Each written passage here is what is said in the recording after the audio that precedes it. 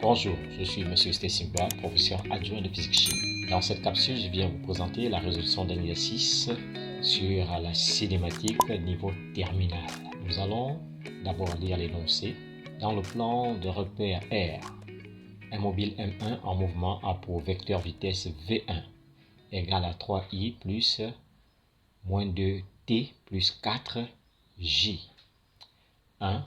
On s'intéresse d'abord à la grandeur cinématique et la vitesse, définir le vecteur vitesse instantanée, écrire les coordonnées V1 dans R de ce vecteur, donner caractéristique du vecteur vitesse V1. 2. Loi horaire du mouvement. Donner les équations paramétriques ou équations horaires du mouvement, sachant qu'à l'origine des dates, le mobile passe par l'origine 0.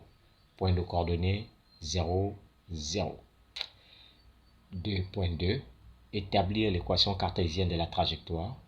Déterminer en 2.3 la date à laquelle le vecteur vitesse est horizontal, puis en déduire les coordonnées xs, ys du sommet S de la trajectoire ainsi que la valeur de la vitesse en ce point.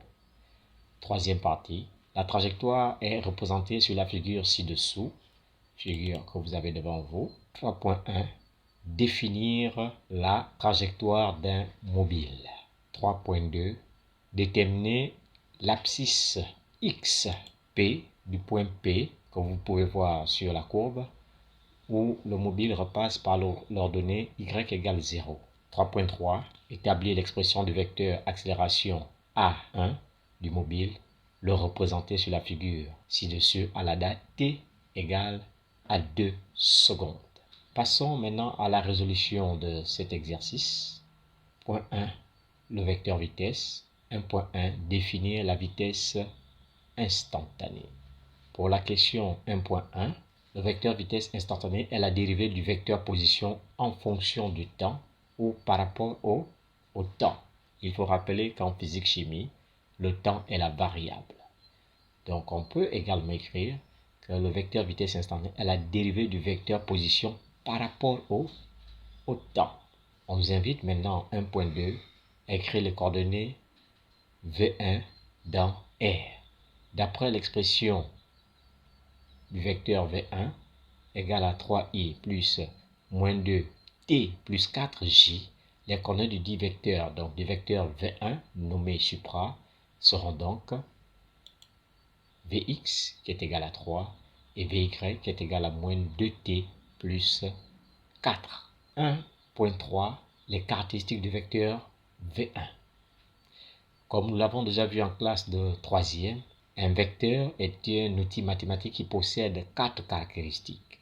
Une direction, un sens, une norme et un point d'application. Ce sont ces 4 caractéristiques que nous allons rappeler ici. Le vecteur vitesse V1 possède les caractéristiques suivantes. La direction tangente à la trajectoire. Le sens est celui du mouvement.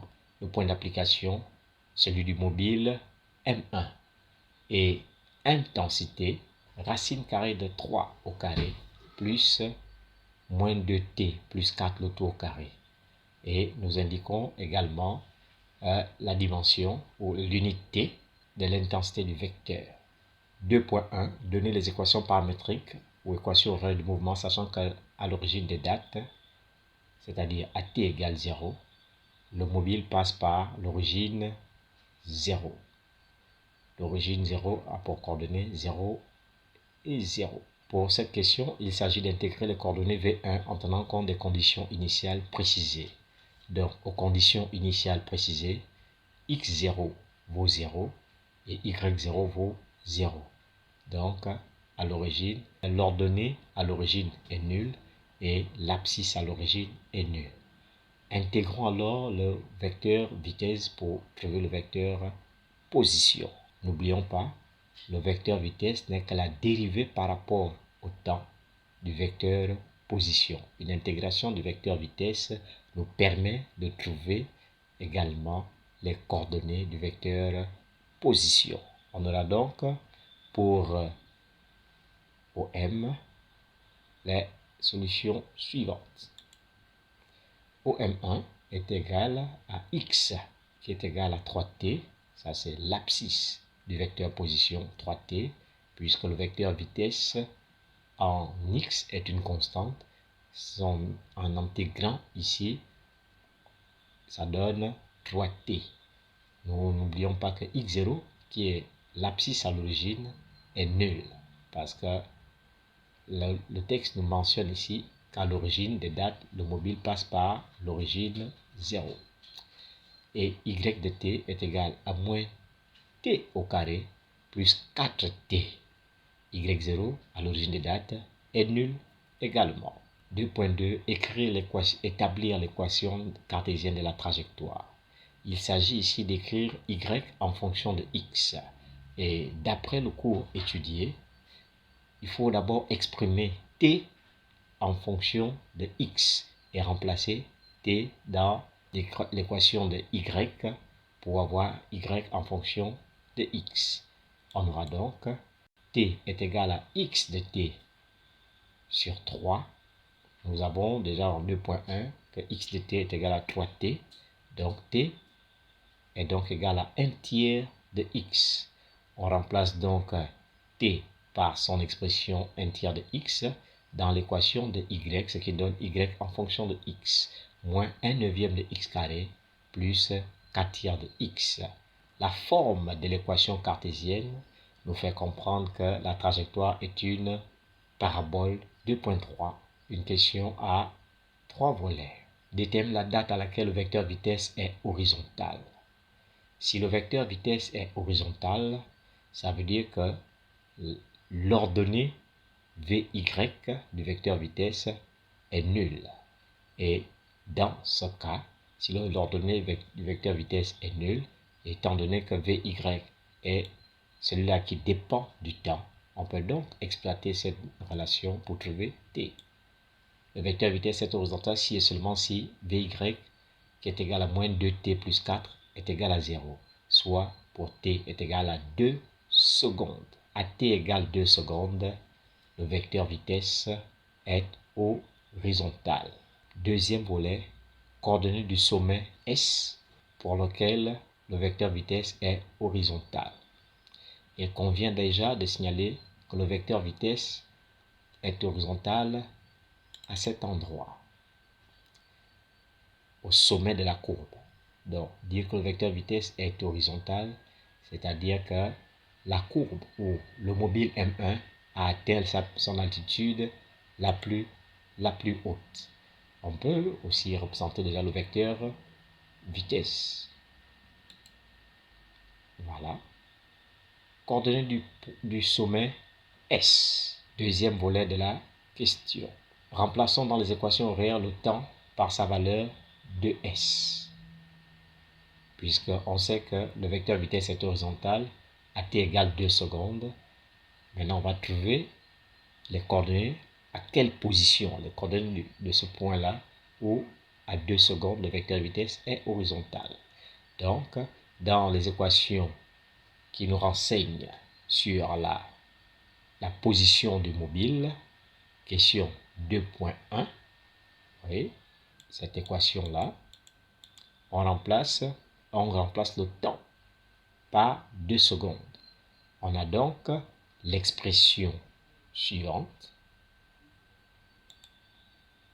S est égal à x de 2, ça fait donc 3 fois 2, ce qui donne 6, et y de 2 qui est égal à moins 2 au carré plus 8, ce qui donne 4, moins 4 plus 8.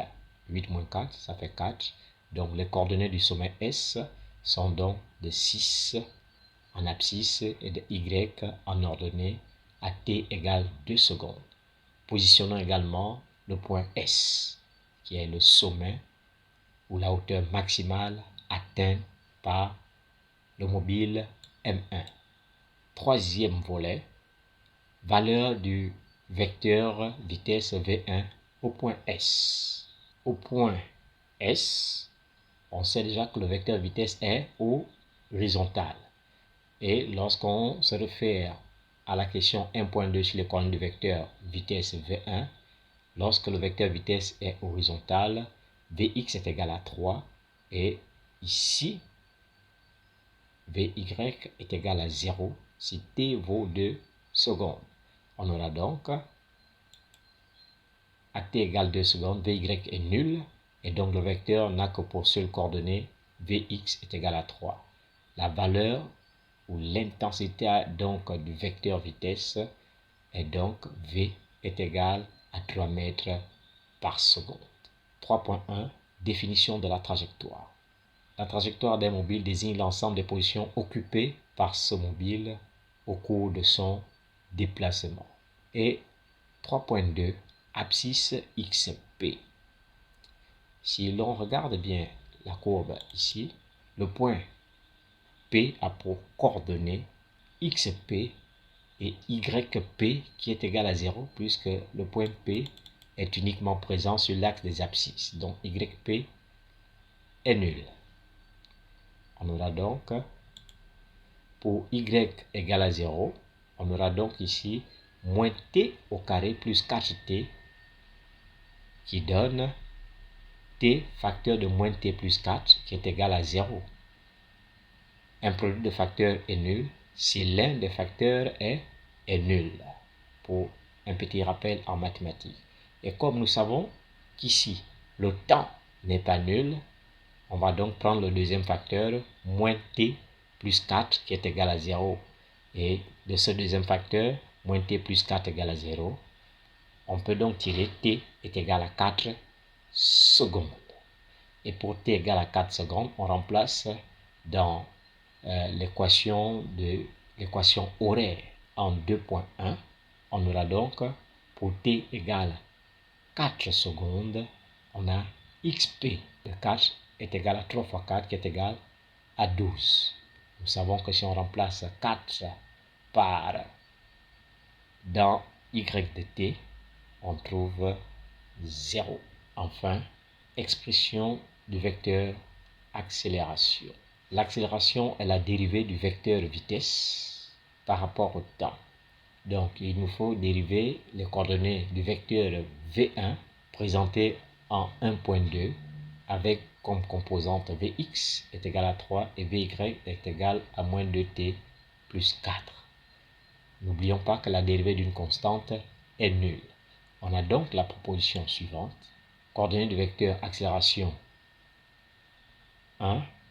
Si on dérive le vecteur vitesse en x, qui est égal à 3, c'est une constante, donc la dérivée d'une constante est nulle, donc on aura donc ici ax est égal à 0. En dérivant les coordonnées y du vecteur vitesse, on a donc ici la dérivée de moins 2t est égale à moins 2, plus la dérivée de 4, qui est une constante, sa dérivée de 4 donne 0. On aura donc les coordonnées suivantes, ax est égal à 0 et ay est égal à moins 2. L'accélération est donc uniquement présente sur l'axe des ordonnées y. Représenté sur la figure ci-dessus, le vecteur accélération à la date t égale 2 secondes. À la date t égale 2 secondes, on est au point S. Et au point S, le vecteur accélération est dirigé suivant une direction verticale et comme AY est négatif, donc vers le bas, on a donc le vecteur accélération ici. Voilà une présentation de la correction de cet exercice de niveau terminal de cinématique.